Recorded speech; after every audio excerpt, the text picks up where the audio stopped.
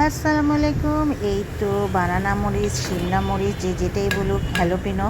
তো সেটা দিয়ে একটু চেষ্টা করলাম দেখি কিছু তৈরি করা যায় কি না।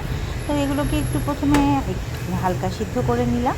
দেন সিদ্ধ করার পর এগুলোকে আমি একটু ছড়িয়ে রেখেছিলাম পানিটা। যখন ঠান্ডা হয়ে গেল তখন এগুলোকে একটু কাজ করতে হবে, কারণ এমনি এমনি তো আর খেতে ভাল লাগবে না। তো ঠান্ডা হয়ে যাওয়ার পর একটু মাঝখান দিয়ে এগুলোকে আমি ফেলে ফেলবো। তো ফেরে ভিতরে যে বিচিগুলো আছে সেগুলো বের করে নিব। তবে আমার মনে হচ্ছিল যখন কাজটা করছিলাম যে আমি একটু বেশিই ফেরে ফেলেছি, একটু কম ফেরে নিলে মনে হয় আরও সুন্দরভাবে কাজটা করতে পারতাম, বা যে জিনিসটা বানাতে চেয়েছি সেটা একটু সুন্দর করে হতো। এ তো যাই হোক, বিচিগুলো বের করে ফেললাম। তো আপনারা করলে মাঝখানে ফাড়াটা আর একটু কম করে করবেন, যেন পুরোটা একদম ফাঁক হয়ে না যায়। তাহলে কিন্তু এটার ভিতরে যে পুর আমি দিতে চেয়েছি সেটা দিতে খুব সুবিধা হবে। তো যাই হোক, এটা করার পর আমি একটু ডিম দিয়ে পেঁয়াজ দিয়ে পুরটা করে নিলাম, যে ভিতরে দিয়ে তারপর দেখবো এটার টেস্টটা কেমন হয়। যেহেতু এটা দিয়ে আমি আগে কোনো কিছু করিনি, তবে নুডলসে কেটে দিয়েছিলাম, ভালোই লেগেছিল।